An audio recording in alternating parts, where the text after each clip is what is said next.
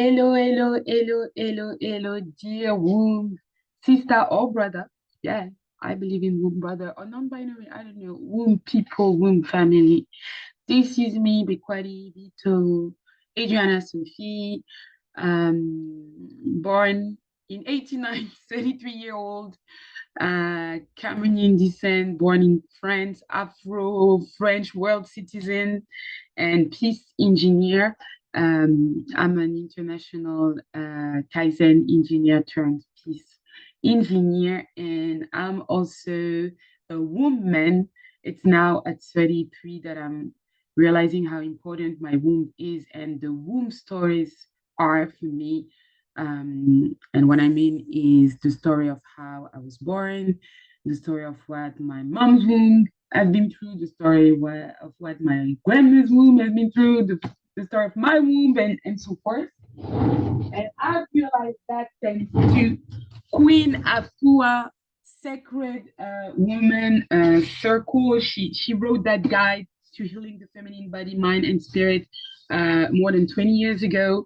And now she's still doing a lot of things and having these like Sacred Woman Circle that I recently joined and tested, and it's amazing.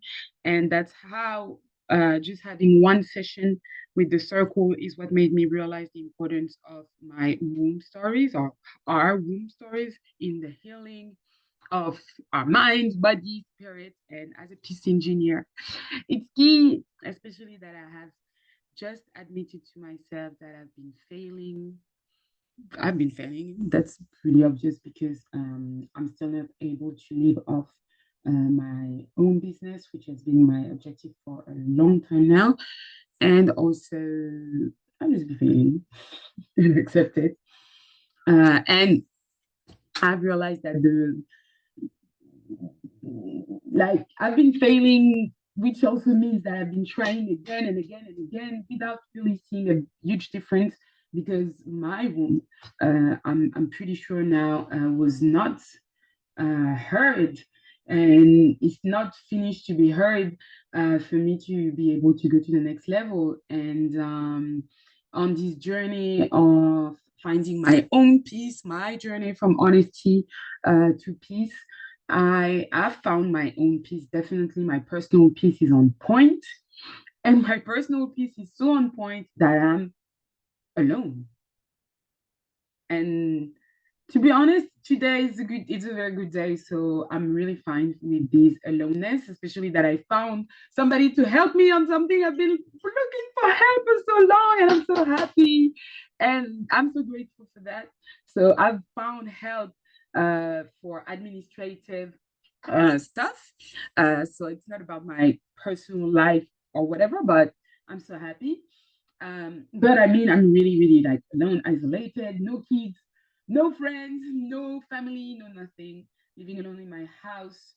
Post-COVID friends is pretty much I don't even speak to my neighbors to be honest, and so like true loneliness, lonely as I didn't even know it could exist, and that's why I think about a month ago I was like I need to call in my entrepreneur group.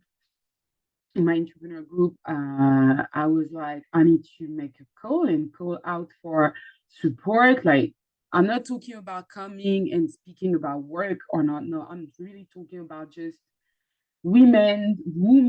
At the beginning, I was just like women who have like all those projects and stuff who just speak once a week um and just speak, you know. Is that yeah, in English it's a support group, in French it's a groupe de parole. Groupe de parole just means a group of, how do you say parole in English? I'm sorry, I think. Yeah, it's a speech group, like we just speak, okay, we just say whatever we have in our heart. And I was making that call and some people answered and gave me hope. So we had the first Zoom and we were two, the second we were two. And last Monday I was way too tired. I couldn't even like grab my phone. Like I couldn't like I was like, I'm resting. So I didn't even connect. So it didn't happen, and today I'm back.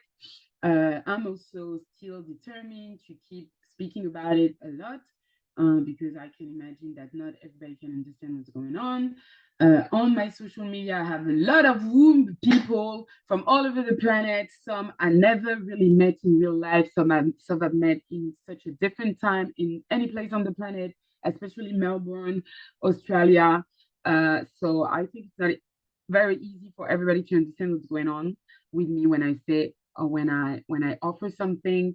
I also realized that in our circle of entrepreneurs, healers, artists, entrepreneur, super woman moms, super super housewife mom. I don't even know how to call. I don't even know how to call those amazing ones. Um, we have another kind of fear, which is because in this circle, a lot of us are actually selling a course. And even I'm talking about scholars who act as if they were not selling their course. You're getting paid to provide a course or to provide performances, whether it's a teach or whatever. So because there is money or how you can call that, some of us like are entrepreneurs and stuff. I feel like there is this fear that, oh, you're trying to sell me something or you're trying to this, or maybe it's just that I feel it because being an entrepreneur is very challenging for me, not because of anything about being an entrepreneur, but about the money. As me and as a French raised and born, money is like hugely hugely taboo in France. And I grew up with a lot of taboo and a lot of I have a bad relationship to money. I think I just need to be honest about that. My relationship to money is fucked up. And when I think about the fact that I'm an entrepreneur and I have to promote myself and find a peaceful way of going to people, it's a whole lot of in my head. So maybe it's that vibe that makes me say that. But I've realized that there is this kind of fear. And once again, is that the COVID that makes us like, I really feel a lot of, how you call that? Like we are scared of one another. I lost the word that I wanted to use, but like, yeah, we like good intentions are suspicious, and everybody's like, oh, so it's okay. It's okay. It's okay. Uh, it's okay. It's okay. Um, I I'm still determined to really be vulnerable, especially that I fast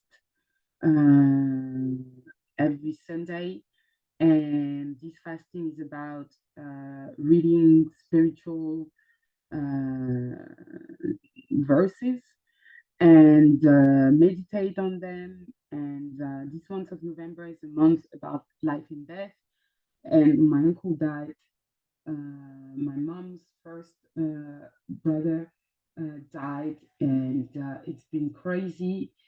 And so yesterday was the last Sunday of meditation on this crazy period between life and death, which is also the month of my rebirth. So it's a very joyful month for me, because that's my first year ever, as far as I can remember, feeling free, feeling me, feeling full, feeling able, feeling like I don't have to, I have the permission because I'm giving myself permission. And willing to live and happy to live and grateful to live some stuff. Like I've come to the point where I said, La vie est belle. Hey, somebody's here. Valencia, what's on it? I don't even know you. Oh, goodness. Oh, oh. Today is a good day for me. I don't know what's going on. I'm in a freaking good mood. I think it's because I was with the Jehovah Witness. Is that the first time for me to go to a Jehovah Witness people? Probably. I don't know. They were very enthusiastic. So, Valencia, your microphone is off. So, if you want to, how you say that? If you want to unmute and say hello, because I have zero idea who you are, but I'm just happy to see.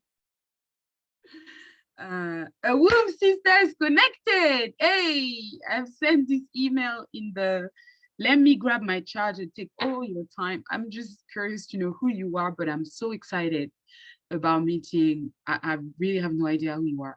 And I sent the, where did I get, those the email addresses of, I don't know, I'm also working on all my email addresses and stuff. My life is a mess. Since this group is about just sharing as it is. Yeah, my life is a mess. I'm a hot, happy mess today. I feel like a hot, happy mess. Ooh.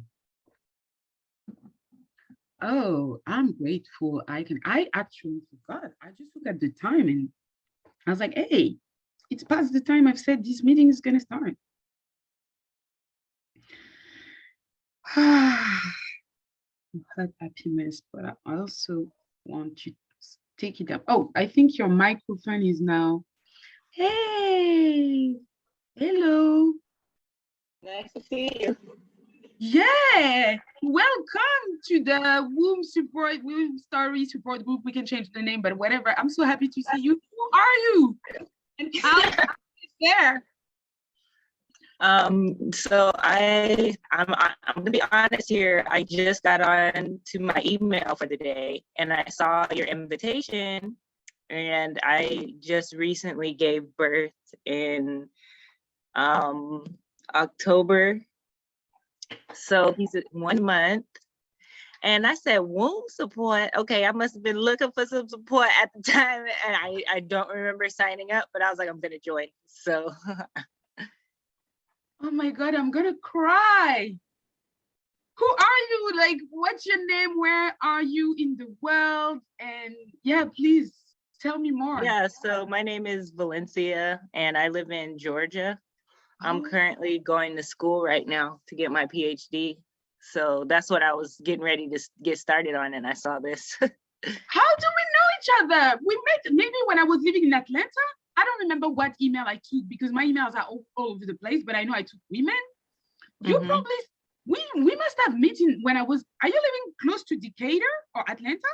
I think we met, why I don't remember you and you don't remember me? We must have met, did we meet at the We Buy Black convention or something like that? Probably not. No, but because in 2019, I was living in Atlanta. 2019. I had a baby in 2020 as well, so it probably was us. Hey, I'm so happy because this is so like, you know, God miracles. Like I'm like, you know, I'm like throwing bottle in the sea, and I'm like, is there any womb? Yeah, no, for real. I saw that. I was like, look, I'm just gonna figure out what this is, because. Wow. Do you want to tell me more about you? Or would you feel more comfortable if maybe I introduce myself and then you tell, I don't know. Yeah, sure. I would like to learn about you and this platform. Okay. So welcome. I'm so happy.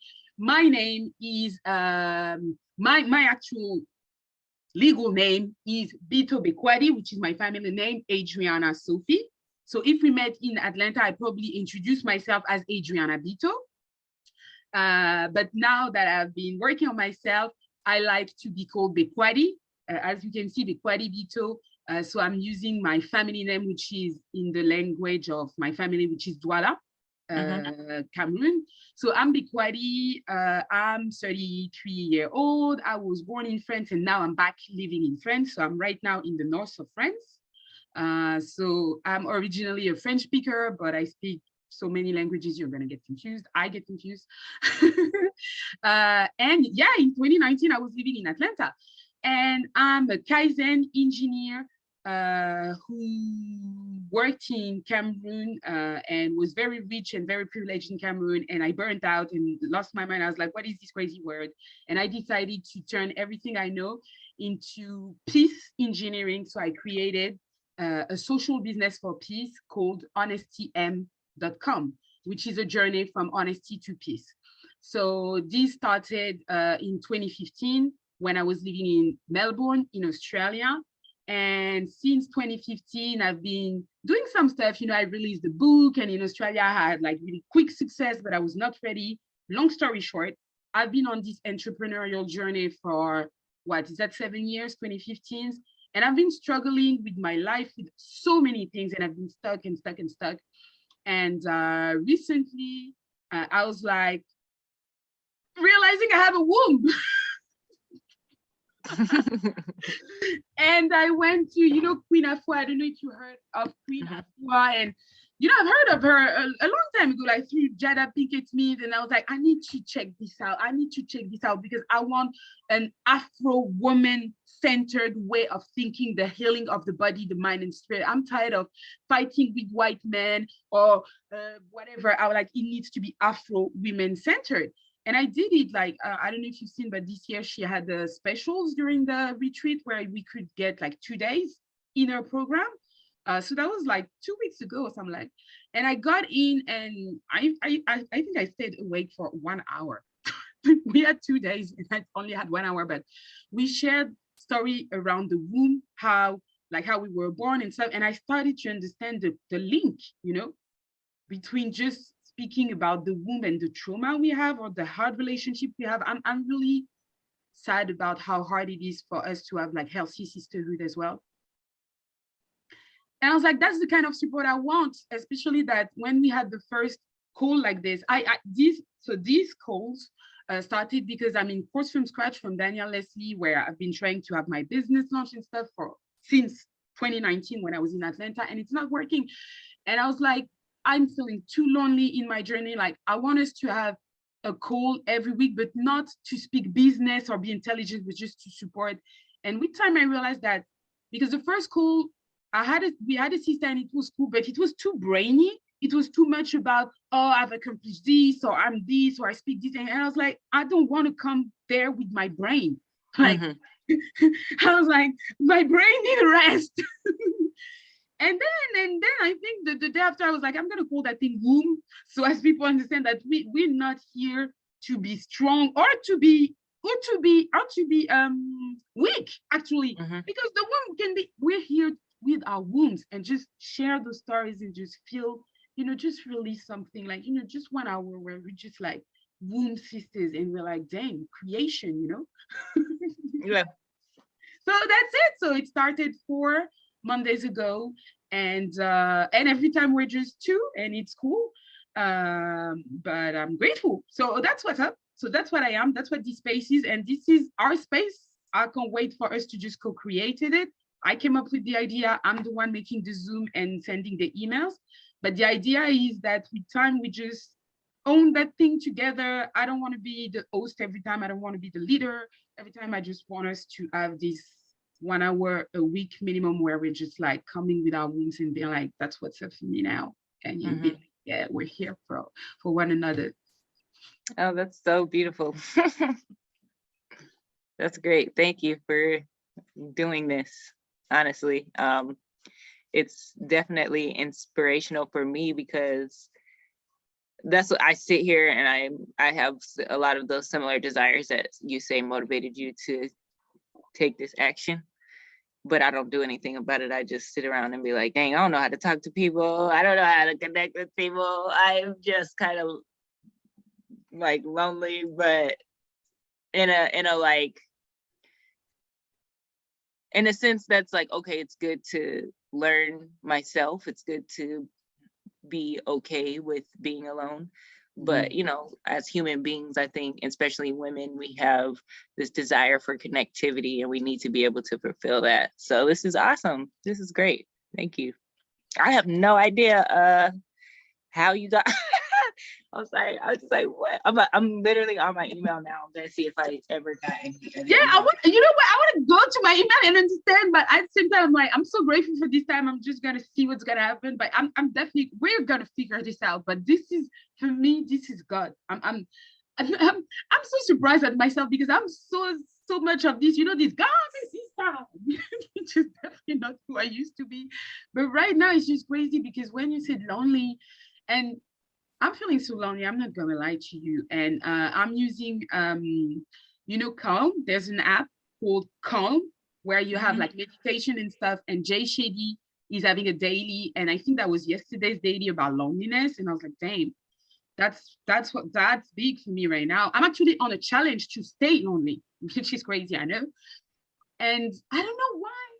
I heard about a story of a lonely sister too, and she had kids. I guess just like you, that's the question actually I want to ask you. And I was like, at least she has kids, which I'm not saying it doesn't make you lonely, because we are women. And if you're a mom, you're also an adult. I mean, I acknowledge that I'm like, I want kids and stuff, but I also acknowledge the loneliness of a mom with kids. I mean, that's another kind of challenge, you know. But I was like, at this point, me, who doesn't have kids, I was like, damn, at least she has kids. I'm like, you know, I'm like, how can I say that? Human, even not human body, but I'm like something living a hit kind of a need, you know, having something alive. But I'm not gonna live with a cat or a dog, or have a dog in my bed. That's just no. Yeah.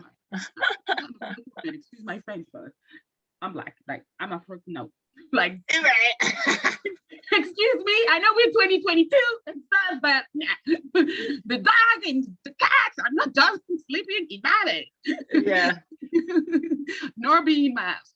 But yeah, I do have a plant now, which is very new for me, because I do have a plant. So I do have something alive in my house, which is the plant.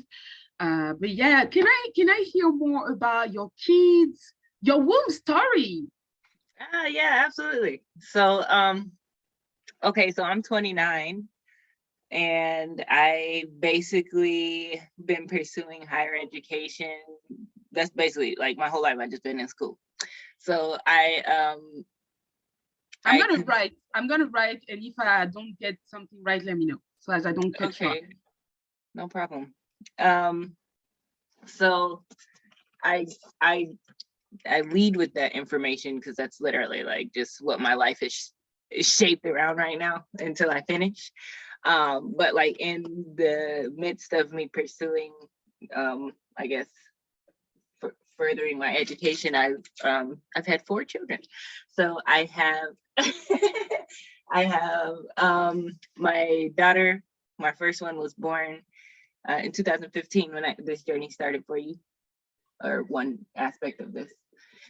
And then I had my other one a couple years later. So I have 2 girls and 2 boys. And then I told you I have my son. My girls are the oldest, and then my sons are the babies, and they're each set of genders are 2 years apart. So yes, I definitely have my hands full in terms of you know, more about me outside of just motherhood, which is essentially where my whole life revolves around, which is fine. I just don't never have really been good at connecting with people, just because I'm always like really private.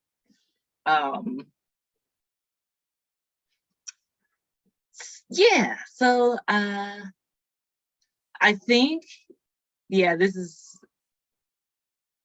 let's see, what else could I share? This is so sad. I just talk about school all the time, but I don't want to. Why is it? I mean, may I ask why? Okay, so can I ask questions? I have 3 questions right now. Okay, the first that I wanted to ask first was, are you a single mom, or are you a mom with a family? Are you like raising your kids with another person? That was yeah. So that's probably the worst, the most. I shouldn't say worst. Jesus, yeah, that's it. That's probably the honest Freudian slip. I've been in basically an abusive relationship since the beginning. So, that's been tough, because it's like exposed me. However, I'm gonna take a different route here. Instead of talking about it in a negative light, there were a lot of things that have been going on inside of me that I was completely disconnected from and unaware of how they were impacting the quality of my life and my experience. There were what? What did you say? Oh, I was saying, sorry, my internet probably cut out. I was saying that there were, you know, a lot of things going on inside of me from my experiences with trauma and being born into poverty, et cetera, et cetera. Like, you know, some of the, unfortunately, those common statistics that we see in many Black experiences. So like, I didn't realize how much those types of things were weighing me down.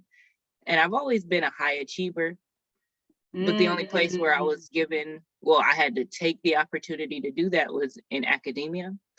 So that's why I find myself where I am now, but I'm learning that I'm not really happy. I haven't been happy. I haven't had the freedom to just be myself because every aspect of my existence was kind of rooted in somebody else's grade or judgment of my performance. So now I'm finding myself in social spaces that aren't necessarily healthy. And also understanding that I have some sort of addiction to that, right? So like, and I've been working, I've been doing a lot of work to understand what this means, because my prayer used to be, Lord, I don't know why I'm making these choices. I don't know what I'm going through. And now I have an understanding. So even though it's been difficult going through what I've been experiencing, it's been life-changing and life-altering in a way that has been strengthening. So I just got to get the strength to seal the deal, I guess. That's deep. What the hell is going on? I oh God, resonate so much. And okay, I'm gonna say it now. No, I don't want to. Anyway, like at the beginning of this, as you can see, this is recorded. And the beginning, when I'm alone, I'm gonna put it on YouTube to call other sisters to join the group. What I usually do is at the end, I ask you if you're comfortable or not for me to share your part on YouTube. If you're not, I take it out if you are BIM. But why am I saying that? I don't know. Oh yeah, because in the beginning, you gotta hear what I'm gonna say again here. What I wanted to say is that you're gonna have the recording anyway. Where I'm going is that oh God, I resonate so much with your journey. I'm gonna share about mine afterward. But what I wanted to say is about trauma and everything you said and why am I making these choices and stuff. I watched the Red Table from Jada Smith on Sundays, and yesterday I watched the episode about Ashanti's sister. I don't know if you've seen it. I don't know if you watched the Red Table on Facebook watch. This is the bestest collective world-class therapy, family therapy session I've had in my life. I watched this and I feel like, and I've had hours of therapy. Why am I saying that? Because seeing Ashanti level people, first of all, there was the story about her sister, about the abuse she went through and stuff and what happened and blah, blah, blah. And after that, I also watched the episode about a supermodel that I didn't even know, a white supermodel, but like crazy high supermodel. And she told her story and you see how she's been abused and the cycle of abuse. And I'm like, we're seeing people at this level, you know, making the same mistakes, you know, that we're asking ourselves, why do we make them so seriously? It makes you feel something. You're like, okay, I'm definitely not alone in that. And it definitely doesn't take away anything in my worst, in the contrary, you know, but we definitely have an history. And to go back to the womb story thing, telling so what I learned from the Queen Afua thing is even telling the story of, because I think I mentioned my mom and the fact that my mom gave birth through a C-section and my sister gave birth through C-section, and they started Queen Afua, and the thing is, in the circle, Queen Afua was there with one of her daughters. And the daughter, like, and they told the story, like, she made the link between how we were born from our mothers. And even from there, there's already a trauma that explained then, you know, all the thing and blah, blah, blah. And I want to say you are not alone, even if it's really weird for me to say that, because I'm like, I'm the one who came to be told I'm not alone. But this is crazy. I don't even know who you are, how you got to live.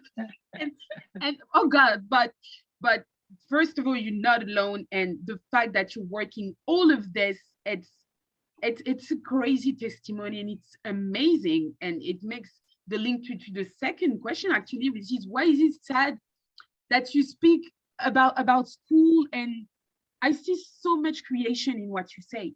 Like I definitely hear the trauma, and I recognize myself so much, but I see so much creation in everything that you just shared. Like, despite it all, you have 4 kids. I mean, two daughters, two sons. I mean, you're recreating humanity. First of all, and still you're in school creating other stuff. I didn't get very well to understand what is your. Are you in art? Did you say art creation? What is it that you're studying in school, and what is it you're doing in terms of your PhD, or what are you researching? I'm working in the field of biomedical engineering.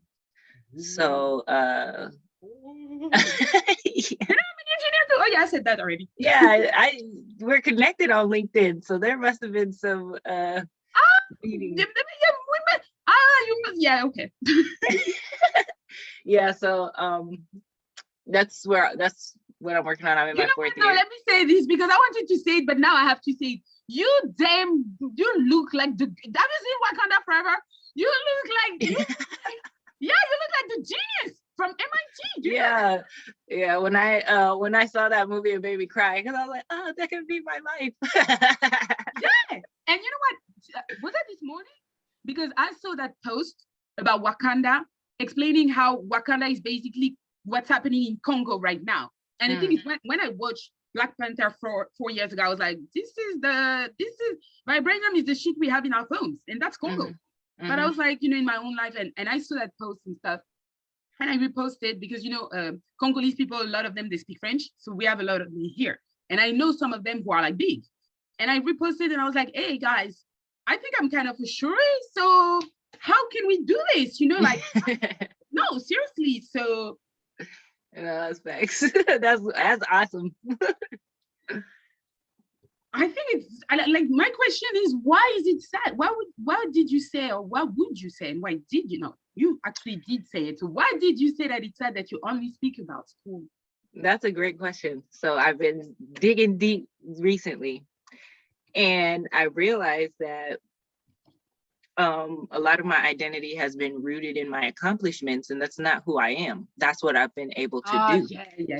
So when I want to talk about me, I'm really working on finding other stuff to say other than I'm in school. So I shouldn't say it's sad. I should be more selective with my word choice. It's good because I've been working hard, but I also have the understanding that I want to do more. I want to do other things.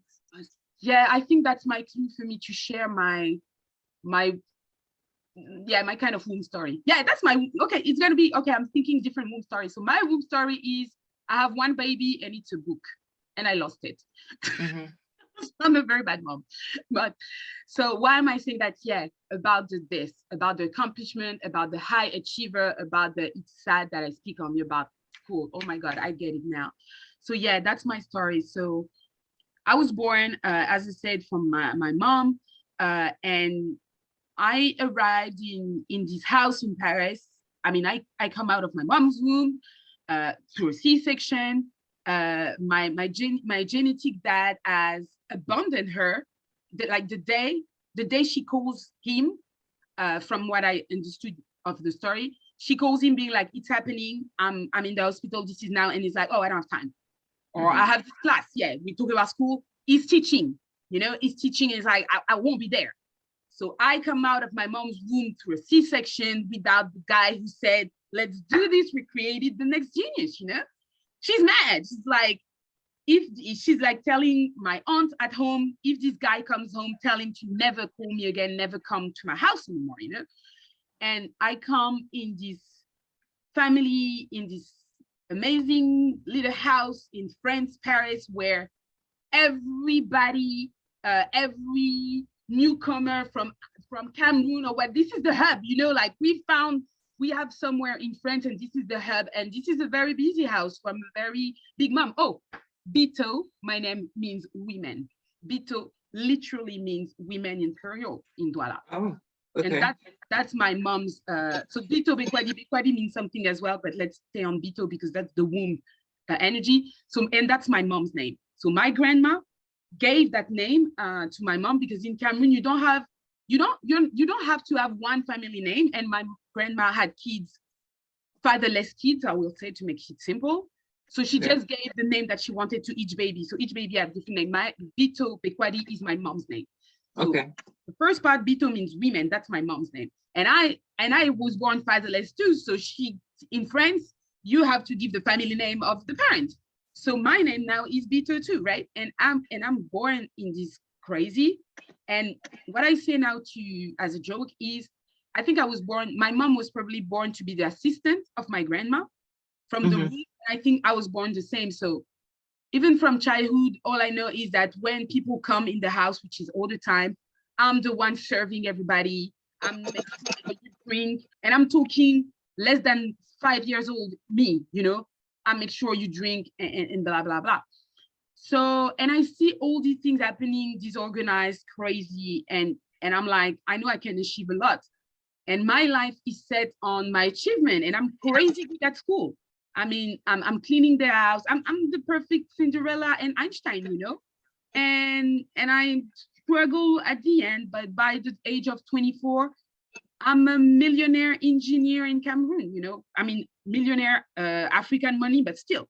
And I'm like, oh, I can help my family. And yeah, and my entire life, I've been defining myself by these, you know, steps. Okay, I'm going to go to school. Okay, I'm going to be, you know, I'm going to succeed, and I succeed, and I succeed.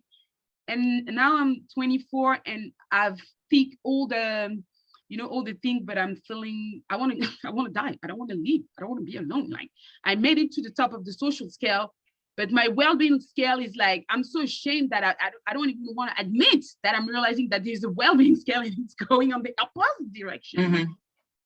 And that's a real thing too. Because part of the thing I watched yesterday, that was a bit on the red table, but I also watched a French singer talk about it, how being depressed when you're successful, or how, I think that's also an Instagram post that I was seeing about how, you know, we evaluate ourselves with these achievements, you know, production. And that's why I created honestym.com. I was like, because my big thing in my work is KPI, key performance indicator, finding the right numbers to look at and make sure we go in the right direction. And that's why I said I'm a peace engineer, because now the number, when I realized that I was not happy and my cousin died in Cameroon and that was too much and I lost it, and I was like, no, my life needs to change. I was like, my new evaluation of things is well-being. I don't care how I'm going to calculate that, but that's going to be well-being. And I need to be like, now it's going to be about how I feel. And I'm going to find out what makes me feel good. And it's a journey. I mean, I decided that we're 2014 and that's my job and I'm great at it. And you know what? It's honestly yesterday that I admitted that still I was not really looking at the right figure. And I spent almost 10 years using the fact that I was trying to please XYZ, even if I was not, you know, I was no more looking at my grades or looking at my achievement in terms of work, because me becoming an entrepreneur made me become a homeless, made me become a pariah. I don't have, a lot of the time, I don't have a status anymore. I don't have a house, I don't have money. So I think the achievement stuff, I kind of had to let go of it anyway, but I was still not following the right, you know, the right number, the right indicator. We have this clue that the thing's gonna stop in 10 minutes. But yeah, but seriously, something very magical that I do and that I send to my email list, to the age email family every Tuesday, I'm trying to, is the how are you question, and taking the time to look inside of ourselves and how we feel and not judge. And just as engineers that we are, And that's what I did when I started psychotherapy, writing every day how we feel and trying to make the correlation with events. So as you actually figure out what makes you feel good with no judgment, because that's just pure science. Oh, every day I felt good were the days I didn't have my kids. I don't want my kids anymore, and I'm going to send them to Auntie Bekwadi in France. you know what, you know what I'm saying? And it did change my life. And I think you need that, because you're more than an overachiever. I mean, I'm an overachiever, and day my womb, I was pregnant once, but I was like, no, like that was at the time where I was millionaire and stuff. I was deep in depression, and the psychotherapist, the one I talk about in my book, and I analyzed how good our work was, he saved both our lives. And he told me, and I needed math for that. He said, sometimes one more life, like one more life is two life taken. And I knew what he was saying, because I knew where I was, and nobody could understand. I was living in Cameroon. Abortion is illegal there. This is Africa. I was a millionaire with the Barack Obama, Michelle Obama kind of, life. I was 24, like I had it all. The baby was, that was a big golden baby. And I remember when I went to my doctor and I was like, I know I'm pregnant. I know I'm pregnant. It needs to go. He was like, why? And I was like, I can't explain that. And that's also one of my trauma that I hope we can discuss next time or what. But the reason I say that, to go back to us, to you, is that you a mom. I mean, you made literal human beings, and I cannot imagine how somebody like me can say that to you, and I don't know how it can mean for you, because I know how people sometimes have told me that I have stuff or I've done stuff, but because that was not my life, or sometimes I didn't feel worthy of it, or because I was feeling that I was failing at it or whatever, it didn't seem that, yeah, I'm a mom. Yeah. Oh, yes, I know. So no, I know exactly what you mean. It took me a while to get there, but I feel blessed and privileged to have children now. But before, like, yeah, definitely, I was literally coded in all the things that you just said. It's for the same reasons why I struggled with being a mother, because of what everybody else would think and say, right? And so I'm telling myself it doesn't affect me, it doesn't matter, but it really was weighing on me. So thank you. That I don't think I've given myself enough room to celebrate that as well. So that's also something that I'm really focused on right now. Like I said, I just had a baby last month. Wow. And I'm like, oh no, this time around, I know number 4, I might be late, but I'm locking in and I'm like enjoying this, because my baby's only going to be little for a certain amount of time. I've rushed back to work or school every single time. Like, I took the 6 weeks, and even during those 6 weeks, I was still not, all the way engaged. And I was like, I had my son in the car on the way to the hospital. So that was already scary. Did you give birth in the car? Yes, Lord. I was like, I never thought that would be my experience. But I was going to the bathroom and he just started coming. Like, I couldn't even make it to the hospital. So that was crazy. Yeah. So I delivered my last son, my last child, because I don't think I want no more. If this goes on YouTube, don't quote me out. No, but so after I had him and his cord was wrapped around his neck, I was like scared, and it took a while for him to breathe.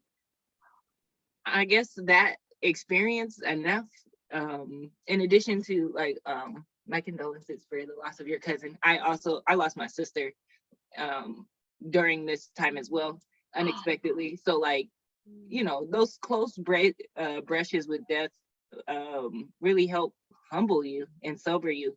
And then you realize, like, man, no matter what happens, it's important that inside is at peace, like, because all this stuff is gone once I'm gone.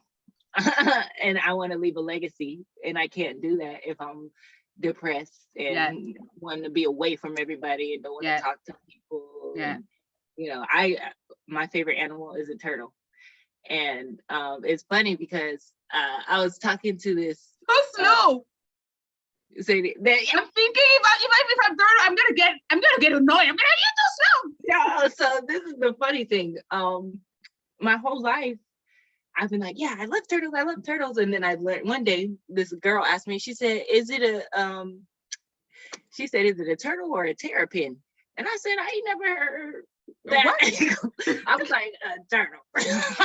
And so then I had to go look it up to see what was the difference. I ain't never heard that before. And then I'm like, oh shoot, I think I really like terrapins, but I don't want to. So basically, it's like the difference between a land and a sea turtle, right? But to me, they're just turtles. Like I've grouped them all together. But the life of a land turtle and a sea turtle are very different. Oh yeah. And they're different because the sea turtle, they have the and they can't retract their heads, right? Like they have flippers and they can't go inside of their shell. The other one they can. Yeah. So like my that you're in Atlanta. Yeah, Atlanta is crazy. I was like, is that a turtle? Yeah, I love turtles. I love them. They're my favorites.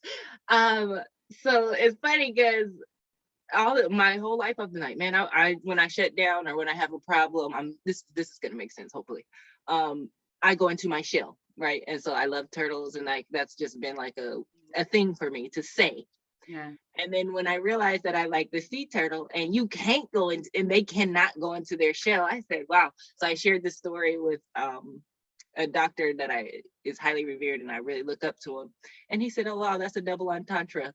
The irony is that you have anxiety because you keep saying like you're going into your shell, but you literally can't even go into your shell because the turtle you like is Talukan! You just the one I'm telling you, Talukan. You mix, you Lupita Nyong'o. You mix, are you African? Are you from the sea? Are you Namor? Are you what? Yeah. I like to think I can draw from all elements. That's my goal, to be able to use what God created to, make some cool stuff. That's amazing. Oh my God. Okay, we have 2 minutes left. The old me would have been like, let's keep going. I'm like, no, because I'm gonna leave for a long time. And this needs to leave for a long time. This is happening every week. And oh my God. Okay, because I'm so excited. First of all, do you want me to cut your part when you arrive? Do you want me to cut that off the YouTube? No, that's fine. You can keep it. Next time I just, look a little better. We'll be in the red table. We don't need no Jada Pink. It's me, famous thing. Red table too. This is the red. How do you call it? The red curtain. Yeah, I'll join the theme next week. Oh, I'm so grateful. We have 1 minute left. How do you want to close this up? I just want to say thank you. This is awesome. It feels great to connect with you. It's awesome to know that you're somewhere far away and we're still able to have a genuine conversation. Like, that's great. I'm really inspired by you. The things that you said. I'm literally in my head taking notes like, okay, how can I figure out how to that's great. She didn't like it and she shifted gears and she did it. She took action. So that's where I'm at in my life right now. So that's great. And thank you so much. That's amazing because we're so complementary, because I'm like, she had 4 kids. Maybe that can happen to me. My wife didn't break up. Yeah. The kids are dying. The kids are dying. And I'm still gonna have my career too. Yes, well, okay. No, I'm like Wakanda forever right now, to be honest. I'm not even about the kids anymore. I'm like, not more. I'm gonna call not more and stuff. Like, we're doing this. I'm like, man, I don't know who I am, but whatever. Oh, I'm definitely not cat. And we're doing this. We're doing this. Yeah. Next time I come with the suits and stuff. Sounds good. Because next time I might be totally depressed.